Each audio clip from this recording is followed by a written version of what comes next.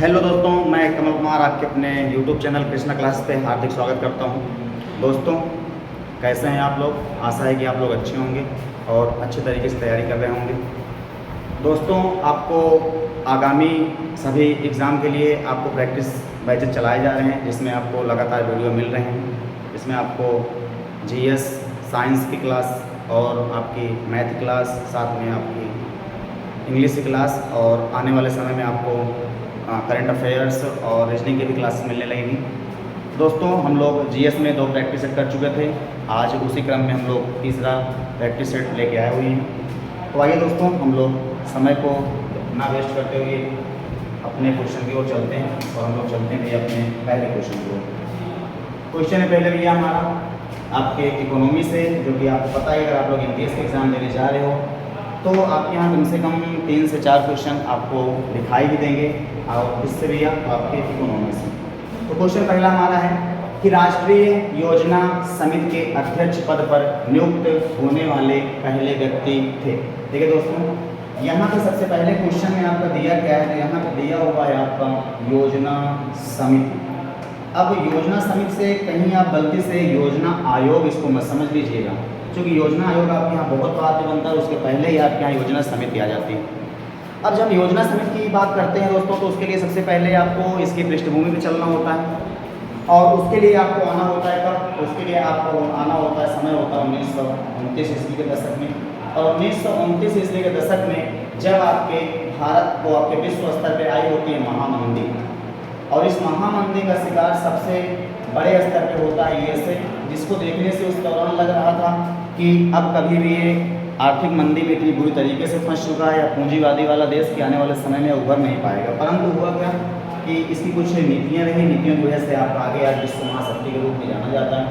और इसी महामंदी को देखते हुए यूएसए की स्थितियाँ गड़बड़ थी, तो अपनी स्थितियों को बचाने के लिए एक दूसरी शक्ति थी जिसे हम लोग कहते हैं भैया यूएसएसआर, अर्थात आज हम लोग इसे किस नाम से जानते हैं भैया? तो आज हम लोग इसे रूस के नाम से जानते हैं। 1951 के बाद, विघटन के बाद 1929 ईस्वी में जब वैश्विक मंदी के दौर से यूएसए गुजर रहा था, तो उसी दौरान आपके रसिया के एक राष्ट्रपति होते हैं, नाम क्या होता है भैया? तो स्टालिन होते हैं। और ये स्टालिन जी के द्वारा अपने यहाँ या अपने देश में पहली बार एक व्यवस्था लागू की जाती है। वह व्यवस्था आपके यहाँ क्या होती है? वह व्यवस्था कहलाती है भैया पंचवर्षीय योजना। अब अगर क्वेश्चन पूछता है आपसे भैया पंचवर्षीय योजना क्या है, तो पंचवर्षीय योजना क्या है भैया? हमारे पास या हमारे देश में हमारी पूरी व्यवस्थाओं में जो भी हमारे पास संसाधन हैं, पूरे संसाधनों को हम अपने आने वाले 5 सालों में लगा दें। मतलब हम लोग पहले की योजना बनाएंगे 5 सालों में करना क्या है, और उस योजना के अनुरूप हम जो भी अपना टारगेट सेटेंगे कि हमें 5 साल में इतनी कंपनियां खोलनी है, इतना सेवा क्षेत्र में काम करना है, इतना मेडिकल क्षेत्र में काम करना है, और उस टारगेट को अचीव करने के लिए हम लोग अपने सारी जो भी हमारी व्यवस्थाएं उसको लगा करके हम लोग उस अपनी जो व्यवस्थाएं हैं उसको प्राप्त करने का प्रयास करेंगे। और उसी लिए आपके यहाँ 5 वर्षों के लिए योजना बनाई जाएगी सरकार चलाने के लिए, उसे ही आपके यहाँ क्या कहा गया? पंचवर्षीय योजना। या आपसे अगर क्वेश्चन में कभी पूछता है कि पंचवर्षीय योजना का जनक किसे कहा जाता है? पंचवर्षीय योजना का जनक, तो पंचवर्षीय योजना का जनक दोस्तों किसे माना जाता है? तो हम माने जाते हैं आपके स्टालिन। एक क्वेश्चन यहाँ से पूछता है आपके भारत में। अब भारत में अगर बात की जाती है तो समय आता है भैया 1935 का दशक, और 1935 के दशक में आपके भारत में एक राजनीतिक भी होते हैं, एक राजनीतिक होते हैं, और वह ये आपके एक इंजीनियर भी होते हैं। पैसे से एक इंजीनियर थे, एक इंजीनियर होते हैं। नाम क्या होता है इनका? तो इनका नाम होता है आपके यहाँ एम विश्वेश्वरैया। क्या नाम होता है दोस्तों? तो एम विश्वेश्वरैया है, जिसे हम लोग मोक्षगुंडम विश्वेश्वरैया के नाम से भी जानते हैं। कौन थे भैया? मोक्षगुंडम विश्वेश्वरैया। अब इनकी क्या विशेषता थी? तो इन्होंने 1929 के दशक में ही आपके भारत में भैया हमारा भारत आज़ाद होगा, तो आज़ाद होने के बाद हमारे भारत की रूपरेखा क्या होगी या हमारे भारत की अपनी आर्थिक गतिविधियाँ क्या होगी, उसके लिए इन्होंने एक पुस्तक लिखी थी जिसका प्रकाशन 1934 ईस्वी में हुआ, जिसे हम लोग किस नाम से जानते हैं? जिसे हम लोग प्लान्ड इकोनॉमी। क्या लिखेंगे दोस्तों? तो प्लान्ड इकोनॉमी फॉर इंडिया, इस नाम से इन्होंने एक पुस्तक लिखी और इसी में आपके यहाँ भारत की आर्थिक स्थितियों के बारे में चर्चा की गई पहली बार, कब? 1935 ईस्वी में। यहीं से आपके यहाँ धीरे धीरे व्यवस्थाएं और बदली और व्यवस्थाओं के बदलने के बाद दौर आ जाता है आपके यहाँ, कब का दौर आ जाता है आपके यहाँ? 1929 का दौर। और 1929 के दौर में आपके यहाँ कांग्रेस का अधिवेशन था, कहाँ का? तो आपका हरिपुरी अधिवेशन। और इस हरिपुरी अधिवेशन में आपके अध्यक्ष चुने गए कौन? तो आपके चुने गए थे यहाँ पे सुभाष चंद्र बोस जी। अब सुभाष चंद्र बोस जी अध्यक्ष बने, किसको हरा कर बने थे? तो जवाहरलाल नेहरू जी को हरा कर बने थे। मतलब कहीं ना कहीं से खपा कौन चल रहे थे? तो आपके गांधी चल रहे थे। तो सुभाष चंद्र बोस जी के मन में एक ख्याल आया कि यार आज नहीं तो कल हमें आज़ाद होना है, तो आज़ाद होने के बाद हमारे देश की रूपरेखा क्या होगी, या हमारे देश की आर्थिक गतिविधियां क्या होगी, या आर्थिक नीतियों के ऊपर हमें कुछ ना कुछ काम होगा। उसके लिए इन्होंने सबसे पहली बार आपके समय होता है 1929 ईस्वी, यहीं पे इन्होंने एक समिति की स्थापना की, जिस समिति का नाम दिया गया क्या दोस्तों? तो आपके यहाँ योजना समिति, या इसी को हम लोग कहीं कहीं योजना समिति ना कह करके नियोजन समिति के रूप में भी जानते हैं। अब इनको लगा कि यार एक काम करते हैं कि इसका अध्यक्ष हम खुद ना बन करके अगर हम जवाहरलाल नेहरू जी को इसका अध्यक्ष बना देते हैं तो जो हम महात्मा जी हमसे खपा चल रहे हैं इनकी भी नाराजगी दूर हो जाएगी और सारे नेता मिल करके हम लोग फिर से एक मंच पे आ सकेंगे। और अर्थात यहाँ पे जो अध्यक्ष बनाया गया, किसको बनाया गया? तो सुभाष जी के द्वारा यहाँ पे अध्यक्ष नियुक्त किया गया, किसको भैया? तो जवाहरलाल नेहरू जी को। और हमें लगता है संभवतः यही आपसे क्वेश्चन पूछा हुआ है। क्या पूछा दोस्तों? क्वेश्चन पूछा है आपके यहाँ कि राष्ट्रीय योजना समिति के अध्यक्ष के पद पे नियुक्त होने वाले पहले व्यक्ति कौन थे? तो कौन होते हैं भैया अध्यक्ष पद पे नियुक्त होने वाले? तो नाम होता है आपके यहाँ जवाहरलाल नेहरू। तो कौन होगा भैया ऑप्शन में? ऑप्शन में होगा आपका जवाहरलाल नेहरू। पीसी महालनोबिस क्या है? तो पीसी महालनोबिस आप लोग जब पढ़ते हो पंचवर्षीय योजना, और पंचवर्षीय योजना में हम लोग कौन सी पंचवर्षीय योजना दोस्तों? द्वितीय पंचवर्षीय योजना पढ़ते हैं। तो द्वितीय पंचवर्षीय योजना का जो मॉडल था वो हमारा क्या था? वो हमारा जवाहरलाल नेहरू और पीसी महालनोबिस मॉडल ही था।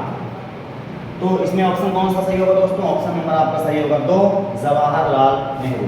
चलते हैं अपने नेक्स्ट क्वेश्चन पे आगे। सेकंड क्वेश्चन हमारा ये दोस्तों बैंकिंग से क्वेश्चन, बैंकिंग से क्वेश्चन क्या बोल रहा है? तो क्वेश्चन में आपका कह रहा है कि स्टेट बैंक ऑफ इंडिया, क्या स्टेट बैंक ऑफ इंडिया पहले किस नाम से जाना जाता था? मतलब जो आज आपको वर्तमान में एसबीआई है, जिसे हम लोग स्टेट बैंक ऑफ इंडिया, या आप कह सकते हो भारत के वित्तीय लेन देन में सबसे आगे रहने वाला सबसे अग्रणी बैंक आपका एसबीआई, इसे हम लोग प्राचीन नाम से किस नाम से जानते हैं? अब दोस्तों अगर हम लोग बैंकिंग की पृष्ठभूमि की बात करते हैं तो आपके यहाँ भारत में बैंकिंग की शुरुआत कब होती है? तो भारत में बैंकिंग की शुरुआत 1770 ईस्वी में होती है। किस बैंक के नाम से? तो यहाँ पे एक संस्था होती है आपके यहाँ, कौन सी संस्था? तो आपके यहाँ अलेक्जेंडर ग्रुप या अलेक्जेंडर संस्था, अलेक्जेंडर ग्रुप। और इसी अलेक्जेंडर ग्रुप के द्वारा आपके यहाँ किस स्थान के दोस्तों? तो आपके यहाँ कलकत्ता में आपके यहाँ एक खोला जाता है बैंक, जिसे हम लोग बैंक ऑफ हिंदुस्तान के नाम से जानते हैं। नाम क्या होता है इसका? तो इसका नाम होता है आपके यहाँ बैंक ऑफ हिंदुस्तान। ये तो आपके यहाँ क्या होता है भैया? तो यह आपके भारत में खोला जाने वाला, या भारत में खोला गया क्या था दोस्तों? यह भारत में खोला गया प्रथम बैंक था। भारत में खोला गया प्रथम बैंक था। कौन सा? जिसे हम लोग बैंक ऑफ हिंदुस्तान के नाम से बंगाल में खोला गया। अब इसके बाद हम एसबीआई के जन्म की बात करते हैं। तो एसबीआई से आपको कुछ क्वेश्चन याद करने होते हैं। अब वो क्वेश्चन कौन कौन से होते हैं दोस्तों?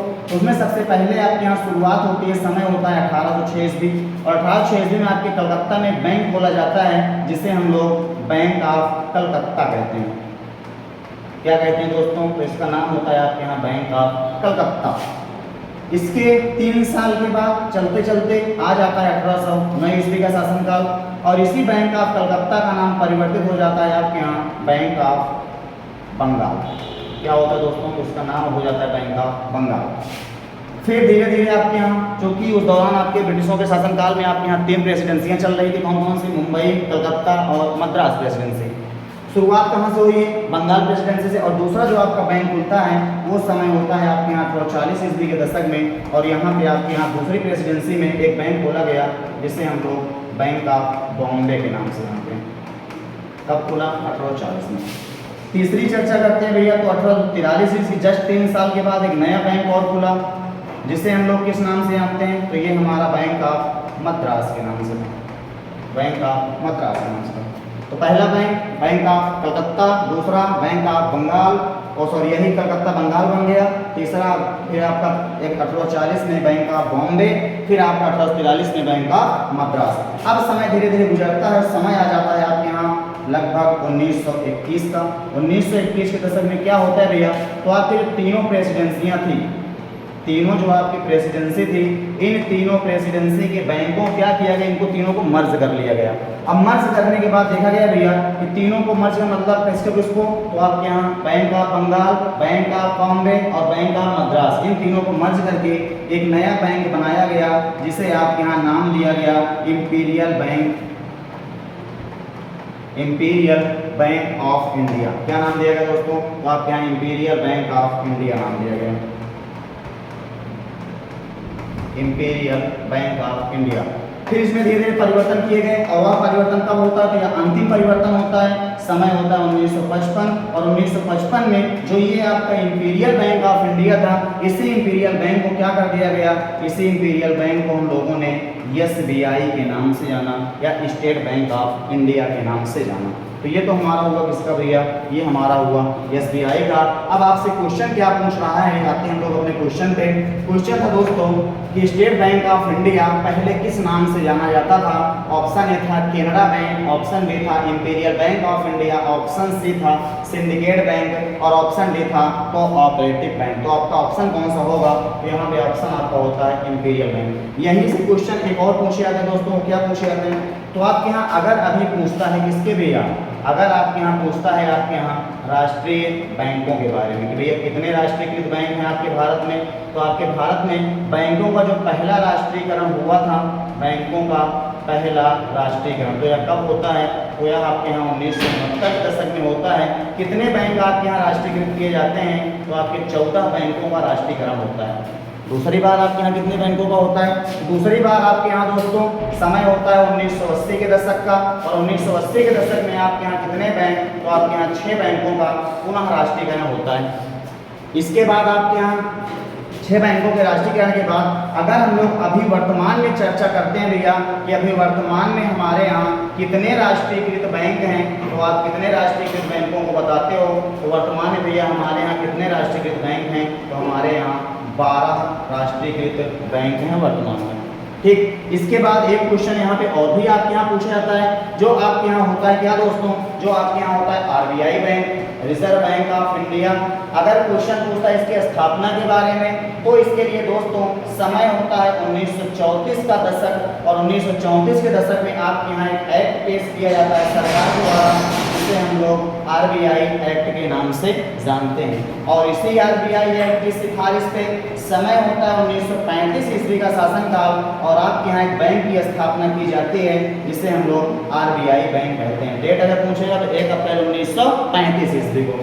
किस आयोग की सिफारिश देखी गई थी, ये भी आपके यहाँ कई बार वनडे एग्जाम में पूछा गया है, तो वह आपके यहाँ होता है कौन सा दोस्तों, तो वह आपके यहाँ होता है यंग हिल्टन आयोग। कौन सा, यंग हिल्टन आयोग की सिफारिश। इसकी स्थापना कब हुई थी, तो इसकी स्थापना आपके यहाँ समय होता है 1926 ईस्वी, जब आपके भारत में एक आयोग गठित होता है जिसका नाम होता है आपके यहाँ यंग हिल्टन आयोग। तो अगर बोलेगा भैया RBI की स्थापना तो 1935 में, अगर बोलेगा आपके यहाँ SBI की स्थापना, SBI की स्थापना आपके यहाँ 1955 में। अगर बोलेगा SBI के पहले इसका नाम क्या था, तो इसका नाम था इंपीरियल। उसके पहले क्या थे, तो इसके पहले आपके तीनों अलग अलग बैंक थे। कौन कौन से, bank of Bengal, bank of Bombay, bank of Madras, और ये तीनों को मिला करके 1921 के दशक में क्या बनाया गया, इसी को आपके यहाँ नाम दिया गया इंपीरियल बैंक ऑफ इंडिया। तो दोस्तों इसमें ऑप्शन कौन सही होगा, ऑप्शन आपका बी सही है। कौन सा, इंपीरियल बैंक ऑफ इंडिया। चलें, समझ में आ गया होगा। चलते हैं नेक्स्ट क्वेश्चन पे।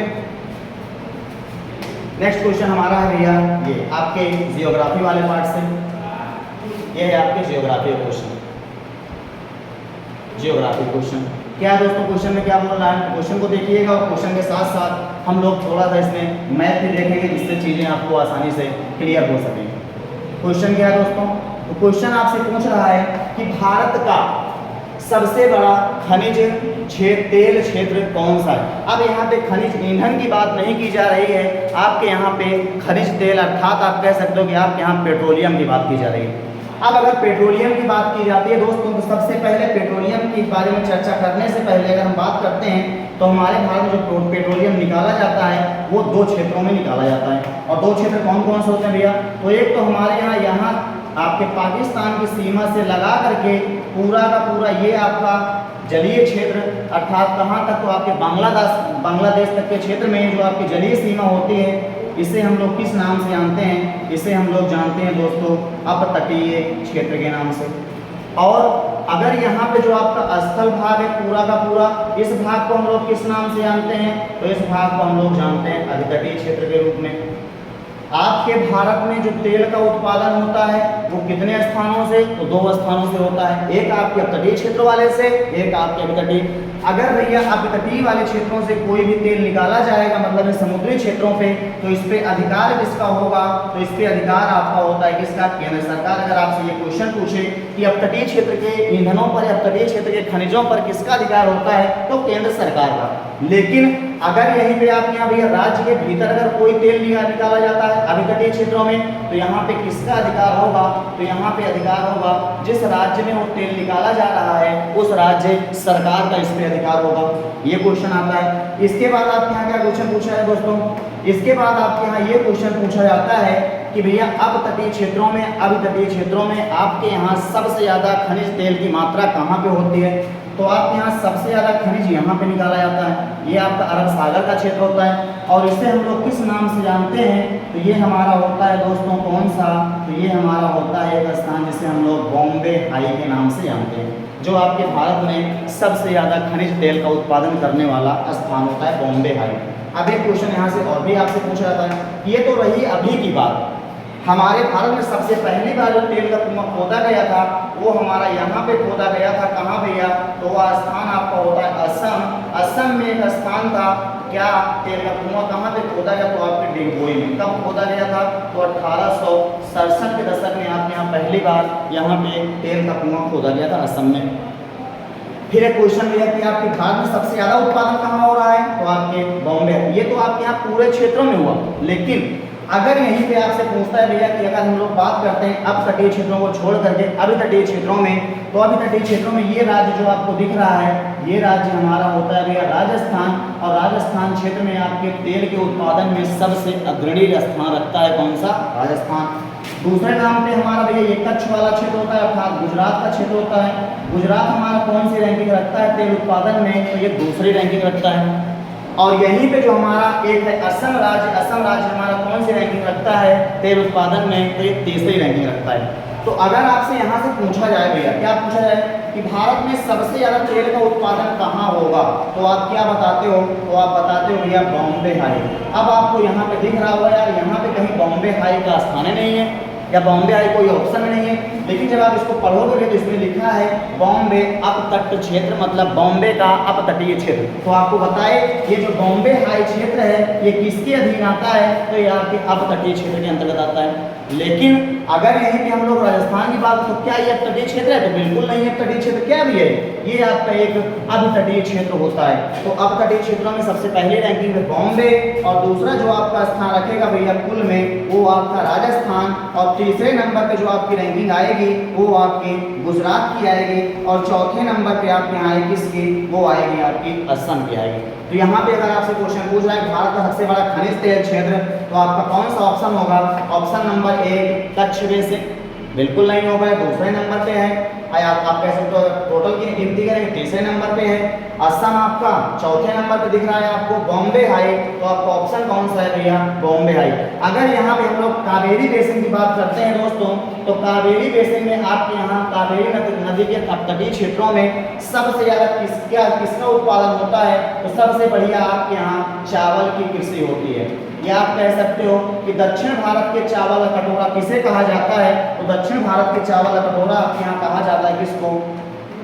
दक्षिण भारत का चावल का कटोरा, दक्षिण भारत का चावल का कटोरा किसे कहा जाता है दोस्तों? तो यह कहा जाता है आपके यहाँ कावेरी नदी बेसिन को। किसको?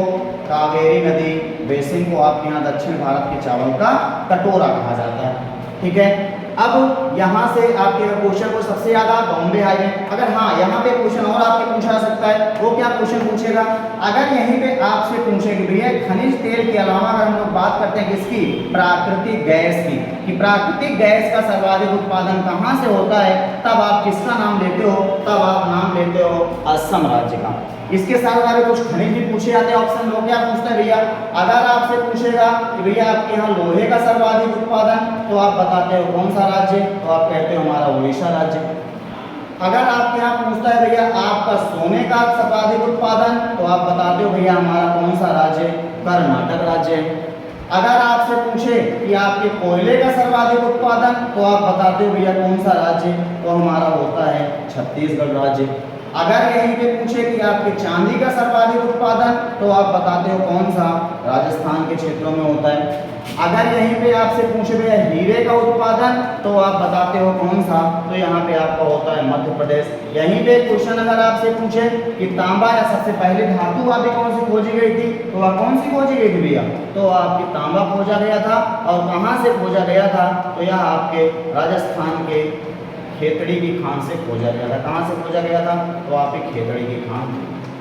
ठीक दोस्तों, ये आपके इतने सारे क्वेश्चन आपके इसके इर्द गिर्द आपके बन सकते हैं। तो दोस्तों थोड़ी सी क्लासेस थोड़ी लंबी होती है, लेकिन हम ये आशा करें कि आपके जो भी क्वेश्चन लाएंगे उस क्वेश्चन के इर्द गिर्द आपके जितने सारे बनने वाले क्वेश्चन हैं, हम लोग कोशिश करेंगे कि एक ही लेक्चर में उसके आसपास के क्वेश्चनों को हम लोग करते हुए चलेंगे। तो हो सकता है कि हम लोग अपने 1 घंटे क्लास में या 30 मिनट की क्लासेस में हम लोग थोड़े से क्वेश्चन कम कर पाएंगे, लेकिन एक क्वेश्चन के साथ साथ आपको कम से कम 15 से 20 क्वेश्चन आपको एक्स्ट्रा मिला करेंगे। उसके लिए आप लोग बिल्कुल निश्चिंत रहिएगा कि भैया हमारे क्वेश्चन ज़्यादा नहीं हो पा रहे हैं। तो क्वेश्चन आप चाहे हम लोग ऑप्शनल के रूप में कर लें और चाहे उसे को डिस्क्राइब करके हम लोग कर लें, तो बात तो एक ही होती है। तो ऑप्शन इसमें कौन सही है दोस्तों, ऑप्शन नंबर सी सही है। चलते हैं हम लोग अपने नेक्स्ट क्वेश्चन पे, और हमारा अगला क्वेश्चन ये रहा।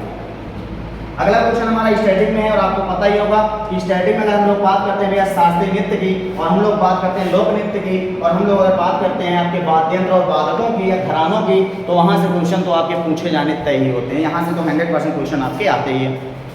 अब क्वेश्चन क्या है आपको, निम्नलिखित में से या निम्नलिखित में कौन भरतनाट्यम की विख्यात नृत्यांगना नहीं है। सबसे पहला क्वेश्चन आप लोग पढ़ने के पहले ये चीज जरूर देख लिया करिए भैया, जिसमें नहीं पूछ रहा है या आप यहाँ पूछ रहा है। पहला ऑप्शन यामिनी कृष्णमूर्ति, दूसरा ऑप्शन झावेरी बहनें, तीसरा ऑप्शन रुक्मिणी देवी अरुणडेल, चौथा ऑप्शन टी बाला सरस्वती। अब आते हैं थोड़ा सा इसके बारे में समझते हैं। सबसे पहले समझने के बारे में ये है भैया कि आपके यहाँ 2 प्रकार के नृत्य होते हैं। एक नृत्य हमारा होता है कौन सा, शास्त्रीय नृत्य होता है, और दूसरा हमारा होता है लोक नृत्य। ठीक है, शास्त्रीय नृत्यों की संख्या कितनी होती है, तो आपकी 8 होती है। और शास्त्रीय नृत्य में आपकी 8 कौन कौन से होते हैं, तो इनमें 8 में सबसे पहला हमारा होता है कौन सा, तो यह हमारा होता है दोस्तों भरतनाट्यम। दूसरा हमारा कौन सा होता है, दूसरा हमारा होता है कथकली। तीसरा हमारा कौन सा होता है, तीसरा हमारा होता है मोहिनीअट्टम। कौन सा, मोहिनीअट्टम। चौथा हमारा कौन सा होता है, चौथा हमारा होता है कुचिपुड़ी। पांचवा कौन सा होता है, तो पांचवा हमारा होता है दोस्तों ओडिसी। इसके बाद हम लोग अगर बात करते हैं छठा हमारा कौन सा होता है, तो छठा हमारा होता है मणिपुरी। सातवां हमारा कौन सा होता है, सातवां हमारा होता है कथक। और अगर यहीं पे हम लोग 8वें की बात करते हैं, तो 8वां हमारा कौन सा होता है, 8वां हमारा होता है जो अभी हाल ही का सबसे नवीनतम है, कौन सा, सत्रिया। अब कभी आपके क्षेत्र भी पूछे थे कहाँ कहाँ होता है भैया, तो जो आपका ये भरतनाट्यम होता है, भरतनाट्यम आपके किस राज्य में होता है, तो इसका ये आपके कहाँ का है, तमिलनाडु का है। कथकली मोहिनीअट्टम ये कहाँ का है दोस्तों, तो ये आपके यहाँ केरल के क्षेत्रों में मालाबार के तट का है मोहिनीअट्टम। कुचिपुड़ी कहाँ का है, तो ये आपके यहाँ एपी अर्थात आंध्र प्रदेश का होता है। ओडिसी कहाँ का है दोस्तों, तो ये आपके यहाँ उड़ीसा राज्य का होता है। मणिपुरी कहाँ का है, तो ये आपके यहाँ होता है दोस्तों किस राज्य का, तो ये मणिपुर का होता है। कथक कहाँ का है, तो ये आपके उत्तर भारत में चर्चा करते हैं, और विशेषकर आपके यहाँ कहाँ की, तो उत्तर प्रदेश की बात करते हैं। सत्रिया की बात करते हैं, सत्रिया आपके यहाँ होता है कहाँ भैया, असम में। ये आपके हो जाते हैं टोटल 8। अब एक क्वेश्चन यहाँ से और पूछा रहा, क्वेश्चन क्या है कि ये जो आपके शास्त्रीय नृत्य होते हैं इनकी विशेषताएं क्या होती हैं या शास्त्रीय नृत्य होते कैसे हैं। तो आपके यहाँ खास कर भैया जैसे आपके यहाँ नॉर्मली जो आपके यहाँ फोक डांस होते हैं, लोक नृत्य, वो आपके यहाँ किसी क्षेत्र विशेष में किए जाएंगे, लेकिन आपके किसी विशेष आयोजनों पे किए जाते, जैसे कि आपके यहाँ भैया अगर मंदिर में कोई प्रोग्राम चल रहा है तो मंदिरों में किया जाने वाला जो आपका नृत्य होता है वो हमारा कौन सा होता है, तो वो हमारा होता है दोस्तों भरतनाट्यम। ठीक। और अगर हम लोग यही बात करते हैं कथकली में क्या होता है, तो कथकली में आपके यहाँ होता क्या है, तो जो आपके यहाँ जैसे हमारे यहाँ महाभारत है, दूसरा हमारे यहाँ कौन सा है भैया रामायण, अर्थात जो आपकी बुराई पर अच्छाई के जीत के उपलक्ष्य में जो भी रचनाएं की गई हैं, उन रचनाओं के जो आपके पात्र हैं, इन पात्रों की विशेषताओं का वर्णन अगर करना है तो उसके लिए आपके यहाँ कौन सा नृत्य होता है, कथकली होता है। मोहिनी अट्टम की बात करेंगे तो मोहिनी अट्टम आपके यहाँ किसके बारे में भैया, तो भगवान विष्णु के किसके, इनके मोहिनी रूप की चर्चा की जाती है, या मोहिनी रूप के लिए आपके यहाँ होता है। और ये कहाँ होता है दोस्तों, तो ये आपके यहाँ खासकर मालाबार के तट के क्षेत्रों में होता है। अगर हम लोग कुचिपुड़ी और ओडिसी की बात करते हैं तो ये आपके विशेषकर भैया किसी भी नाट्य क्षेत्र के लिए या किसी भी रंगमंच के रूप में आप कह सकते हो भैया कि अगर उसको या किसी भी नाटक को या किसी पाठ्य क्षेत्र को अगर एक रंगीन बनाना है या उसको आपको नाटक के रूप में या उसको एक शास्त्रीय नृत्य के रूप में दिखाना है तो उसके लिए आपके यहाँ किसका प्रयोग होता है, कुचिपुड़ी और ओडिसी का। आपके यहाँ होता है भैया मणिपुरी और आपके यहाँ एक है कथक। मणिपुरी में क्या होता है दोस्तों, तो मणिपुरी में आपके यहाँ विशेष कर के आपके यहाँ भगवान विष्णु के अवतारों का वर्णन कहा जाता है या विष्णु के अवतारों के बारे में चर्चा की जाती है, इनके दैनिक जीवन के बारे में। कथक में क्या होता है, तो कथक में आपके पैरों में घुंघरू बांध करके और चौड़ीदार पैजामे के साथ में आपके जो नृत्य होता है वो कौन सा नृत्य होता है, वो आपका होता है दोस्तों कथक नृत्य, चौड़ीदार पैजामे के साथ में। और जो हमारा सत्रिय होता है इसमें किसके बारे में, तो भगवान शंकर के बारे में चर्चा की जाती है, इसमें किसके भैया सत्रिय। तो आपसे ये यहाँ से कम पूछे जाते हैं, ये तीनों ही आपसे सबसे ज़्यादा वनडेजान पूछे जाते हैं। भैया मंदिरों में किया जाने वाला रामायण और महाभारत के पात्रों के रूप में किसका वर्णन होता है, आपके मोहिनी रूप में किसका वर्णन होता है, तो ये आपके यहाँ ये होते हैं। अब आते हैं हम लोग इसके आपके कलाकार के बारे में, जिसमें भैया जब हम लोग बात करते हैं इसमें बोल रहा है कि आपके भरतनाट्यम की विख्यात नृत्यांगना नहीं है। तो सबसे पहला यामिनी कृष्ण मूर्ति, बिल्कुल आपको पता होगा कि यामिनी कृष्ण मूर्ति आपके यहाँ किसकी भैया, तो आपकी कथकली की और आपके यहाँ भरतनाट्यम की नृत्यांगना है, तो आपका ये नहीं है, तो मतलब है बिल्कुल ये ऑप्शन गलत होगा। दूसरा है आपके यहाँ झावेरी बहनें। जब हम लोग बात करते हैं भैया आपके यहाँ झावेरी बहनों की, झावेरी बहनों की बात करते हैं तो ये किससे संबंधित होती हैं, ये आपके यहाँ संबंधित होती हैं मणिपुरी से। मणिपुरी से कौन कौन, तो यहाँ पे आपके यहाँ होती है दोस्तों नयना होती है, दूसरी आपके यहाँ कौन होती है, दर्शना होती है, तीसरी आपके यहाँ कौन होती है, सुवर्णा होती है, और चौथी आपके यहाँ कौन होती है, रंजना होती है। ये चारों बहनों के नाम खूब पूछे जाते हैं मणिपुरी में। और एक नाम आपके यहाँ पूछता है गुरु अमली प्रसाद का। इसका दोस्तों गुरु अमली प्रसाद भी आप किससे संबंधित हैं, तो ये भी आपके संबंधित होते हैं किससे, आपके मणिपुरी से। रुक्मिणी देवी अरुंडेल इनकी क्या विशेषता है दोस्तों, तो रुक्मिणी देवी अरुंडेल की विशेषता है कि ये आपके शास्त्रीय नृत्य के क्षेत्र से, कहाँ से, तो शास्त्रीय नृत्य के क्षेत्र से आपके यहाँ राज्यसभा में नामित होने वाली पहली महिला थी। राज्यसभा में नामित प्रथम महिला किस क्षेत्र से दोस्तों, तो आप कह सकते हो शास्त्रीय नृत्य के क्षेत्र से, शास्त्रीय नृत्य के क्षेत्र से। ये भी किसकी हैं, तो ये भी आपके यहाँ किससे दोस्तों, तो ये भी आपके यहाँ भरतनाट्यम से हैं, ये भी ऑप्शन में नहीं होगा। और टी बाला सरस्वती ये भी आपके भरतनाट्यम से हैं, तो ऑप्शन आपका कौन सही है, ऑप्शन आपका है झावेरी बहनें। तो कुछ आपके यहाँ जो सबसे ज़्यादा पूछा इसमें आपके भरतनाट्यम को याद करना होता है सबसे ज़्यादा, कथकली को, मोहिनी अट्टम, कथक को, और एक आपके मणिपुरी में, दो तीन आपके ज़्यादा पूछे थे। बस ये चार याद कर लोगे तो लगभग यहीं से आपके फंस जाते हैं दोस्तों। चलते हैं हम लोग अगला क्वेश्चन पे। नेक्स्ट क्वेश्चन हमारा ये क्वेश्चन हमारा है कि निम्नलिखित में से कौन सा युग्म समूह सत्य नहीं है। मतलब यहाँ पे भी आपको बताना है क्या भैया, सत्य नहीं है। एसएससी में आया हुआ क्वेश्चन है आपका। पहला क्वेश्चन है या पहला ऑप्शन है आपका शिव कुमार शर्मा, किससे संबंधित है भैया, संतूर से, तो ये सबको पता होगा भैया, संतूर से होते हैं। हरि प्रसाद चौरसिया बांसुरी से हैं, ये भी पता है। लेकिन जब आपके यहाँ बिस्मिल्लाह खां की बात करते हैं तो बिस्मिल्लाह खां आपके यहाँ तबले से नहीं है।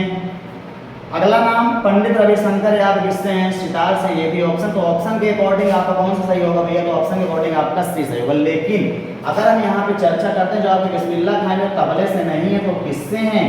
वो आपके होते हैं शहनाई से होते हैं। अगर हम लोग तबले पे बात करते हैं दोस्तों, तो तबले में आपके यहाँ दो लोगों का नाम खूब पूछा जाता है। एक नाम आपके यहाँ होता है किसका? तो आपके यहाँ जाकिर हुसैन का नाम भी यहीं से होता है। और एक होते हैं आपके कौन? तो एक आपके होते हैं बुदई महाराज, बुदई महाराज। इन दोनों का नाम आप जरूर याद रखिएगा, तबले से आपके ये होते हैं। चलिए चलते हैं नेक्स्ट क्वेश्चन पे।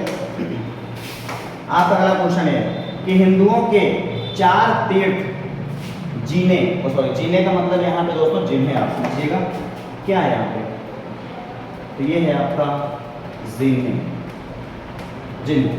तो हिंदुओं के 4 तीर्थ जिन्हें धाम कहा जाता है, या आप सीधा सीधा कह सकते हो भैया कि इसके बारे में चर्चा की जा रही है यहाँ पे। तो यहाँ पे 4 धाम की चर्चा की है। व्यक्ति आपके हिंदू धर्म में 4 धाम पे यात्रा पे जाते हैं। तो अगर हम 4 धाम की बात करते हैं तो उसके लिए आपको 4 जगह की यात्रा करनी होगी। इसमें पहला नाम आपका होता है कौन सा? तो पहला होता है हमारा बद्रीनाथ। दूसरा हमारा कौन सा होता है दोस्तों? दूसरा हमारा होता है द्वारका। तीसरा हमारा कौन सा होता है? तीसरा हमारा होता है पुरी। और चौथा हमारा कौन सा होता है? चौथा होता है हमारा रामेश्वरम। अब ये चारों हैं कहाँ पे? तो बद्रीनाथ आपको उत्तराखंड में अवस्थित है, द्वारका आपके उपस्थित है कहाँ पे? गुजरात में। और पुरी आपको उपस्थित है कहाँ पे? उड़ीसा में। और रामेश्वरम उपस्थित है यहाँ पर कहाँ पे? तो ये आपको उपस्थित होता है तमिलनाडु में। तो आपका ऑप्शन में ए कौन सा है? बद्रीनाथम, द्वारिका, पुरी और रामेश्वरम। तो आपका ऑप्शन नंबर 1 ही सही है। बी में क्या लिखा है? हरिद्वार, नासिक, प्रयागराज। ये तो आपके यहाँ है। इससे क्या लिया? तो यहाँ पे आपके क्या लगते हैं? हरिद्वार, नासिक, प्रयागराज उज्जैन में यहाँ पे आपके लगते हैं कुंभ मेले। कहाँ कहाँ? हरिद्वार में लगता है जो आपका उत्तराखंड में है, नासिक आपका कहाँ पे भी है? महाराष्ट्र में है, प्रयागराज आपका उत्तर प्रदेश में, उज्जैन आपके कहाँ पे है? मध्य प्रदेश में आपका होता है। तो आपका ऑप्शन कौन सा होगा भैया? ये आपके बद्रीनाथ, द्वारिका, पुरी और रामेश्वरम। यहाँ पे अगर दोस्तों आपसे क्वेश्चन पूछा जाता है, ये तो आपके हुए कहाँ के भैया? पूरे भारत के 4 धाम। अगर यहीं पे कभी आपसे क्वेश्चन पूछेगा कि उत्तराखंड के 4 धाम कौन कौन से होते हैं, तो उत्तराखंड के 4 धाम यहाँ पे कौन कौन से होते हैं? तो यहाँ पे आपका होता है दोस्तों बद्रीनाथ। दूसरा आपका कौन सा होता है? केदारनाथ। तीसरा हमारे यहाँ कौन सा होता है? तीसरा हमारा होता है गंगोत्री। चौथा हमारा कौन सा होता है? चौथा होता है हमारा यमुनोत्री। ये आपके 4 धाम। और यहीं से आपकी एक नदी निकलती है जिससे हम लोग किस नाम से जानते हैं दोस्तों? अलकनंदा। यही आगे चल के देवप्रयाग में आपके भागीरथी से मिलने के बाद कौन सी नदी बन जाती है? तो गंगोत्री से निकलती है भागीरथी, अलकनंदा किस स्थान में मिलती है? देवप्रयाग। और यहाँ से नदी का नाम क्या हो जाता है? गंगा। चलिए दोस्तों, तो चलते हैं हम लोग नेक्स्ट क्वेश्चन पे। अगला क्वेश्चन हमारा ये है कि स्वतंत्रता का अधिकार संविधान के किन अनुच्छेदों में वर्णित है? अब दोस्तों जैसे हम लोग स्वतंत्रता के अधिकार की बात करते हैं तो सबसे पहली चीजें हमारे दिमाग में आनी चाहिए भैया कि ये चीज क्या है। तो ये क्वेश्चन आपका है FR। FR का मतलब सीधा सीधा आप समझ सकते हो फंडामेंटल राइट। अगर हम पूछते हैं कि इसका वर्णन कहाँ पे भैया, तो इसका वर्णन आपको भाग 3 में मिलता है।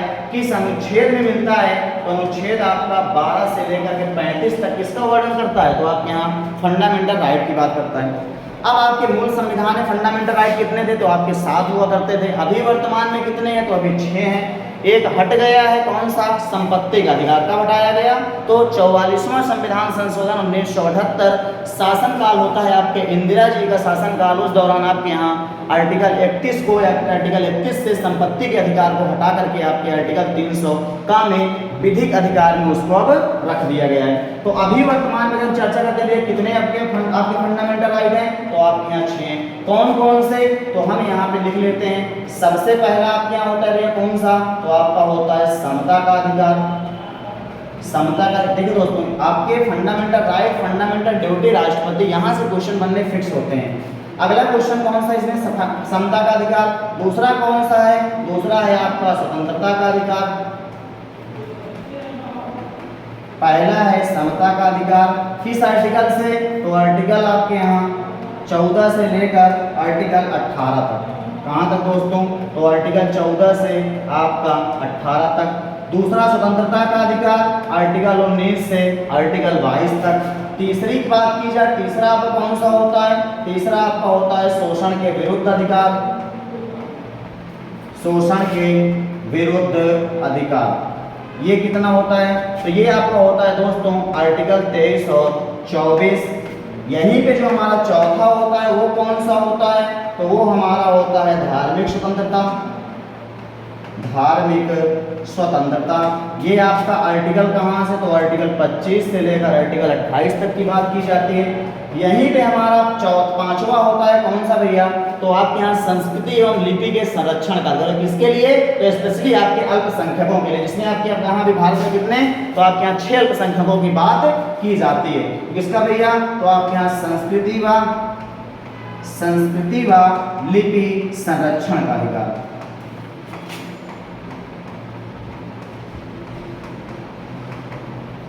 संस्कृति व लिपि संरक्षण का अधिकार कितना? तो आर्टिकल 29 और आपका आर्टिकल 30 में। और इसी में आपका लास्ट आ जाता है कौन सा? वो होता है आपका संवैधानिक उपचारों का अधिकार। संवैधानिक उपचारों का अधिकार किस आर्टिकल में? तो ये आपका होता है दोस्तों आर्टिकल 32। और इसी को आपके डॉक्टर भीमराव अंबेडकर जी ने संविधान की क्या कहा था? संविधान की आत्मा कहा था। कौन सा दोस्तों? तो आपका आर्टिकल 32 होता है। अब यहाँ पे देखिए आपके यहाँ क्वेश्चन क्या पूछा है कि स्वतंत्रता का अधिकार। स्वतंत्रता का अधिकार संविधान के अनुच्छेदों में है। अनुच्छेद 19 से 22, अनुच्छेद 23 से 24, अनुच्छेद 25 से 30 और अनुच्छेद 14 से 18। तो आपका ऑप्शन कौन सा है? स्वतंत्रता। तो स्वतंत्रता का अधिकार आपका होगा अनुच्छेद 19 से लेकर के 22 तक की चर्चा करता है, अर्थात आपका ऑप्शन नंबर कौन सा सही होगा? ऑप्शन नंबर आपका 1 सही होगा। चलते हैं नेक्स्ट क्वेश्चन पे। नेक्स्ट क्वेश्चन ये है दोस्तों, भारतीय संविधान का अनुच्छेद 21 अर्थात किसकी बात कर रहा है? तो स्वतंत्रता के अधिकार की बात कर रहा है, फंडामेंटल राइट की बात कर रहा है। तो भारतीय संविधान का अनुच्छेद 21 निम्नलिखित में से किसके विरुद्ध संरक्षण प्रदान करता है? अगर आपसे यहाँ पे पूछा जाए कि भैया आर्टिकल 21 में क्या मिलता है, तो आप सीधा सीधा बताते हो भैया कि आर्टिकल 21 में आपका है प्राण एवं दैहिक स्वतंत्रता। प्राण एवं दैहिक स्वतंत्रता। और इसी में एक शब्द आपका जुड़ा मिलता है, वो मिलता है आपके यहाँ भैया किसका? तो आपका निजता का अधिकार।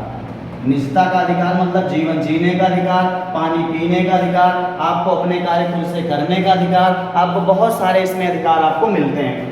अब कहा क्या जा रहा है कि आपके खिलाफ भैया कोई व्यक्ति है, भारत में संविधान है, भारतीय संविधान का अनुच्छेद 21, तो अनुच्छेद 21 किसके विरुद्ध संरक्षण? तो भैया कि आपके खिलाफ कोई व्यक्ति मतलब अब वो आपके यहाँ चाहे विधायिका हो सकती है, चाहे न्यायपालिका हो सकती है, चाहे कार्यपालिका हो सकती है, इन तीनों की कंडीशन में, इन तीनों कंडीशन में आपको जो आपका फंडामेंटल राइट है, आपका आर्टिकल 21 है, ये आपको किससे संरक्षण प्रदान करता है?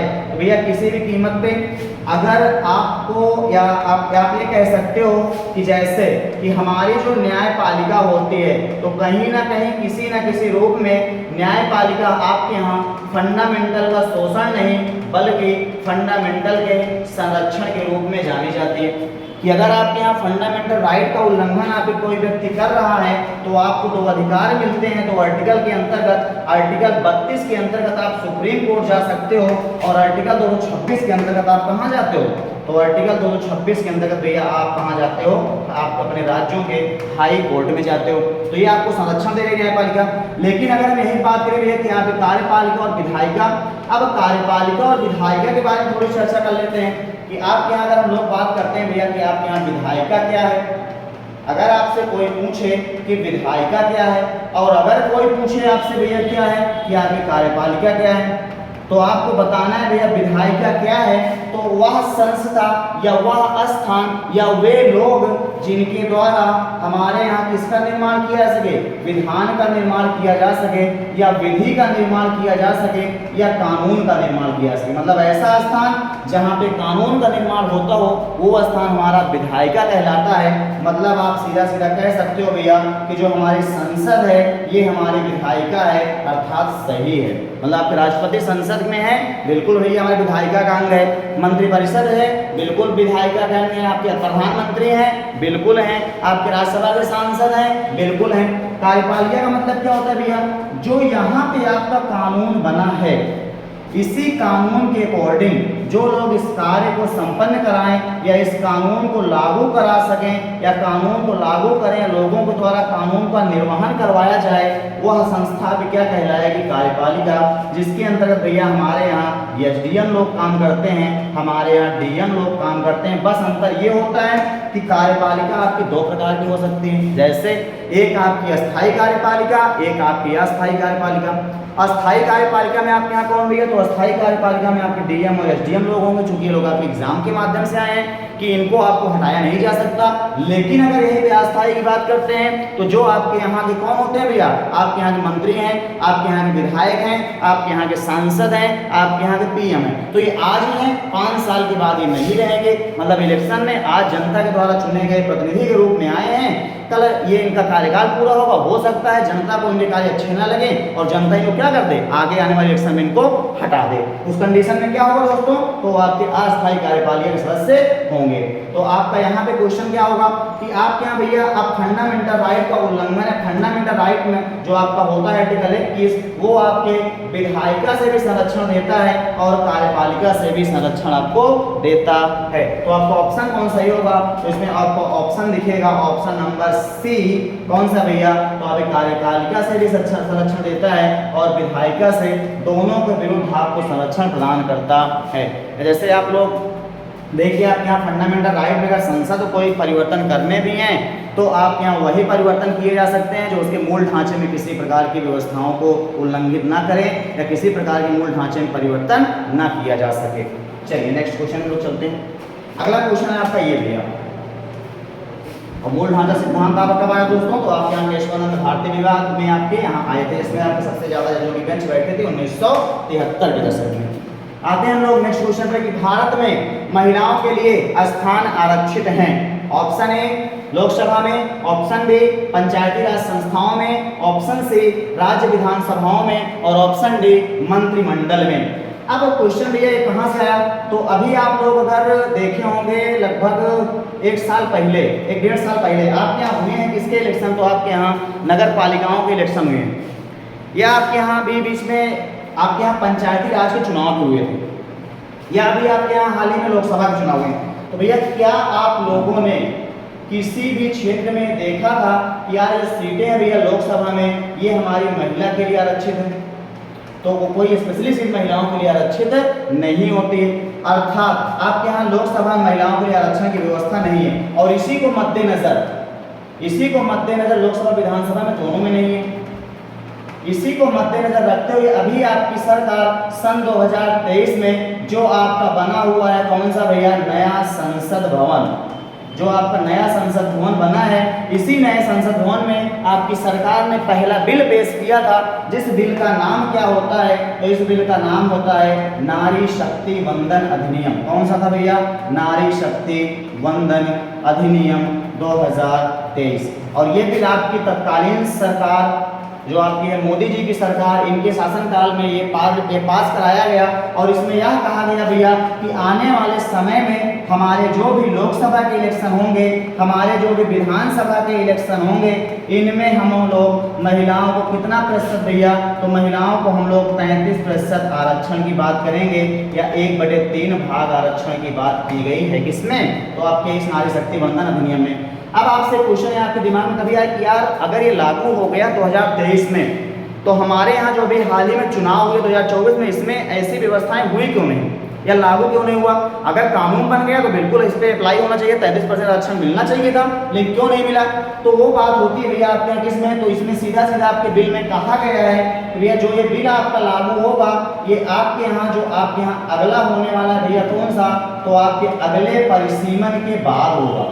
अगले परिसीमन का मतलब है कि आपके यहाँ जो भी वर्तमान में लोकसभा, राज्यसभा, विधानसभा की जो सीटें हैं, चूंकि आपके यहाँ ये सीटें आपकी पहले से आरक्षित की गई, उसमें अभी जो वर्तमान में चूंकि जनसंख्या बढ़ी है, जनसंख्या के साथ साथ आपके आने वाले समय में सीटों की संख्या बढ़ेंगी, उनके प्रतिनिधि बढ़ेंगे, तो इसके लिए आपके यहाँ परिसीमन होने वाला है समय 2026 में। और 2026 में अगर परिसीमन हो गया तो भैया आपके आने वाले इलेक्शन, आने वाले जो आपके विधानसभा लोकसभा के इलेक्शन होंगे कौन से साल, 2029 में। तो 2029 से आपके यहाँ ये व्यवस्था आपके भारत में लागू कर दी जाएगी। लेकिन अगर यहाँ परिसीमन नहीं हुआ तो 2029 में भी ये व्यवस्था आपकी लागू नहीं होगी।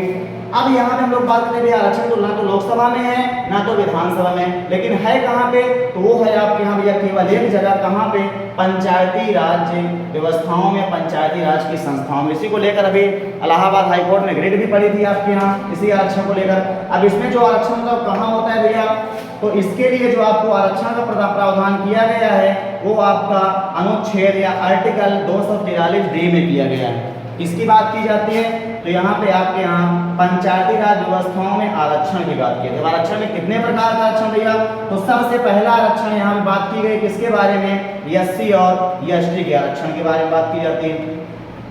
अब एससी और एसटी के आरक्षण का मतलब क्या भैया, तो एससी और एसटी को आरक्षण मिलेगा परंतु उनकी जनसंख्या के अकॉर्डिंग मिलेगा। और जहाँ पे उनकी जनसंख्या ज़्यादा है वहाँ पे उनको ज़्यादा लाभ मिलेगा या वहाँ पे उनको ज़्यादा सीटें मिलेगी, और जहाँ पे उनकी संख्या कम है वहाँ पे उनकी 60 सीटें कम मिलेंगी। एससी एसटी के आरक्षण की बात है भैया किसमें, तो आपके अनुच्छेद 243D में। और एक बात ये भैया, और किसके अकॉर्डिंग जैसे ये मिलेगी इनको आज़ादी, या इनको जो आरक्षण मिलेगा तो जनसंख्या के अकॉर्डिंग। फिर एक क्वेश्चन किया गया कि भैया जो ये एससी एसटी की सीटें होंगी, इसी सीटों में से जो आपकी एससी और एसटी की महिला होंगी, महिला कैंडिडेट होंगी, उन महिला कैंडिडेटों को अपने एससी एसटी कैटेगरी से कितना भाग, तो आप यहाँ 1/3 भाग पे इनको आरक्षण मिलेगा यहाँ पे। और अगर हम लोग बात करते हैं कुल महिला को, जो आपके यहाँ सामान्य वर्ग की महिलाएं हैं, तो आपके यहाँ भैया अगर हम लोग कुल महिला की बात करते हैं तो कुल महिला को भी पंचायती राज के चुनाव में आपके आरक्षण का अधिकार है, आरक्षण मिलता है। तो कुल महिला को कितनी मिलती है भैया, तो आपके यहाँ कुल संख्या का या कुल सीटों की संख्या कितना, 1/3 भाग सबसे पहले आपके यहाँ महिलाओं के लिए आरक्षित हो जाता है। मतलब आप ये समझिएगा कि जैसे कि आपके यहाँ भैया अभी 99 सीटों पर इलेक्शन होने वाले हैं, तो आपके यहाँ इस 99 का 1/3 भाग करके अर्थात आपके यहाँ कितना होगा भैया, तो आपके यहाँ होगा 33। ये 33 सीटें किसके लिए आरक्षित कर दी जाएंगी, ये आपके यहाँ फीमेल के लिए पहले से निकल जाएंगी। इसके बाद जो आपके यहाँ बचा 60-66 सीटें, अब इसमें से जहाँ पे जनसंख्या ज़्यादा है वहाँ पे मिलेगा एससी और एसटी को आरक्षण। अब जो एससी और एसटी की महिलाएं हैं इनको भी इसकी सीटों में से, जो आपकी एससी और एसटी की सीटें हैं, इसमें भी आपके एससी और एसटी महिला को आरक्षण मिलेगा। अब कभी कभी इनकी सीटें कैसे निर्धारित हैं, तो जैसे भी आप लोग देखते हो कि कभी कभी हमारे गांव में हमारे पंचायत चुनाव में सीटें दिखाई दी, अब की बार आ गई है महिला एससी एसटी की, अब की बार ओबीसी महिला की सीट आ गई है, अब की बार जनरल महिला की सीट आ गई है, अब की बार एससी एसटी पुरुष की। तो ये कैसे फिक्स होता है, तो ये आपके यहाँ आधार वर्ष माना जाता है लगभग 1995 को अभी हाल ही में सरकार ने माना था, जिसको लेकर कभी आपके यहाँ रेट भी पड़ी थी। इसमें कहा गया था कि भैया आधार वर्ष कब का माना जाए, आधार वर्ष आपके सन 2015 का माना जाए। तो इसमें होता क्या, आपको थोड़ा समझा देते हैं।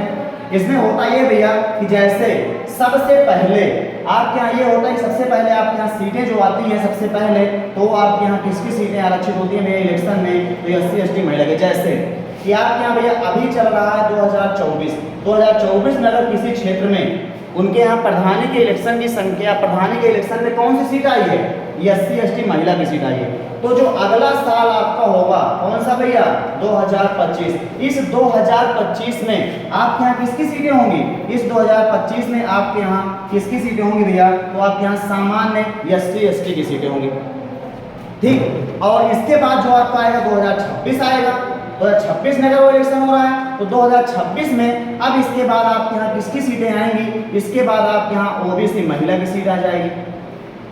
इसके बाद अगले साल फिर से इलेक्शन कराए जाने हैं 27 में, तो अब की बार किसकी सीटें आएंगी, तो अब की बार आपके यहाँ ओबीसी जनरल की सीट आ जाएगी। ओबीसी जनरल का मतलब है कि ओबीसी में आपकी महिला और पुरुष दोनों की बात की जाएगी। अब इसके बाद क्या होगा भैया, इसके बाद आपका 2028 जो आएगा, 2028 में आपके यहाँ किसकी सीटें आएंगी, तो आपके यहाँ पे अब की बार सीट आएगी भैया फीमेल किसकी, तो फीमेल आपके यहाँ सीट रहेगी, यहाँ पे जनरल की सीट रहेगी।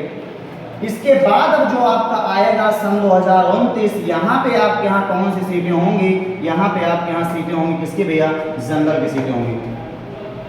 किसकी सीटें होंगी, तो यहाँ पे आपके यहाँ जनरल की सीटें होंगी।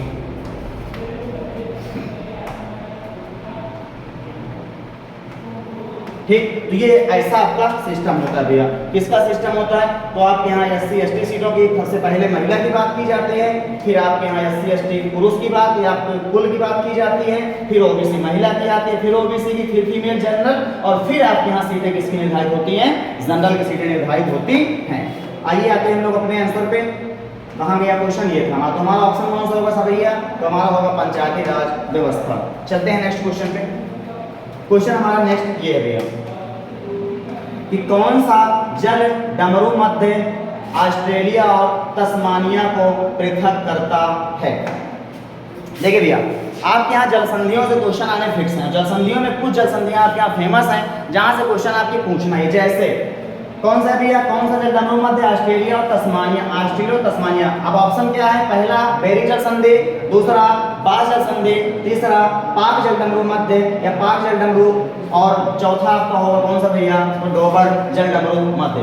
अब अगर हम लोग बात करते हैं बेरिंग जल संधि, तो बेरिंग जल संधि है कहाँ पे भैया? आपके यहाँ भैया दो स्थलीय क्षेत्रों को अलग करती है। किसको किसको?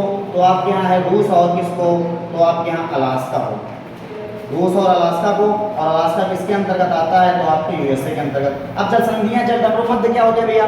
तो दो जलीय क्षेत्रों को जोड़ना और दो स्थलीय क्षेत्रों को अलग करने वाली व्यवस्था को हम लोग क्या कहते हैं? जल संधि या जल डमरू मध्य हम लोग कहते हैं। तो अब हम लोग यहाँ पे देखते हैं भैया, तो रूस और अमेरिका के बीच में आपकी जल संधि होती है, जिसे हम लोग क्या कहते हैं? हम लोग बेरिंग जल संधि।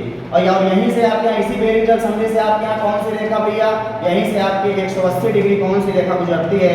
यहीं से आपके यहाँ 180 डिग्री देशांतर रेखा गुजरती है। अगला आपका कौन सा आता है भैया? पाक जल डमरू मध्य, सॉरी आपका बास जल संधि। तो बास जल संधि आपके यहाँ दो क्षेत्रों के बीच में है, एक आपका है ऑस्ट्रेलिया और दूसरा आपका कौन सा होता है? दूसरा आपका होता है तस्मानिया। अबे तस्मानिया क्या कोई देश है? तो देश नहीं है भैया। ये तस्मानिया आपके यहाँ इसी ऑस्ट्रेलिया का एक केंद्र शासित प्रदेश है। किसका? ऑस्ट्रेलिया के नीचे की ओर आपका है एक केंद्र शासित प्रदेश, जिसका जो आपका है तस्मानिया, राजधानी क्या है? तो आपके होबर्ट है। ठीक भैया, यहाँ पे आपकी जल संधि होती है जिसे हम लोग किस नाम से जानते हैं? जिसे हम लोग जानते हैं भैया बास जल संधि के नाम से। अगला क्वेश्चन, पाक जल संधि कहाँ? जो सबसे फेमस क्वेश्चन आपका होता है किसके किसके बीच में है? तो यह आपका भारत के बीच में है, और किसके मध्य है? ये आपके भारत और श्रीलंका के मध्य है। इसी को हम लोग मन्नार की खाड़ी, इसी को हम लोग पाक जल डमरू मध्य या इसी को हम लोग पाक जल संधि के नाम से भी जानते हैं। अगला है आपका डोबर जल संधि। ये भी आपकी बहुत फेमस है भैया। डोबर जल संधि आपकी क्या होती है? तो डोबर जल संधि आपका कहाँ पे है? तो एक स्थान आप लोग सुने होंगे उत्तरी सागर में, स्थान का नाम होता है आपके यहाँ डोबर बैंक, जहाँ पे आपके ज़्यादा मछली का उत्पादन होता है। और यह क्षेत्र जो आपका है इंग्लिश चैनल के आपके लेफ्ट की ओर यह स्थान पड़ता है। किस किस के बीच में है? तो यह आपके दो देशों के बीच में है भैया। कौन सा? ब्रिटेन के बीच में है। और यहाँ पे सतही जल संधि होती है, और इसके नीचे की ओर हमारा कौन सा देश होता है? ये हमारा होता है फ्रांस। तो फ्रांस और ब्रिटेन के बीच कौन सा है? ये आपका है डोबर जल संधि या डोबर जल डमरू मध्य। और थोड़ा सा इसके और आगे हम लोग यहीं पे आते हैं बगल में, तो यहीं पे हमारा होता है कौन सा भैया? ये हमारा होता है इंग्लिश चैनल। कौन सा होता है?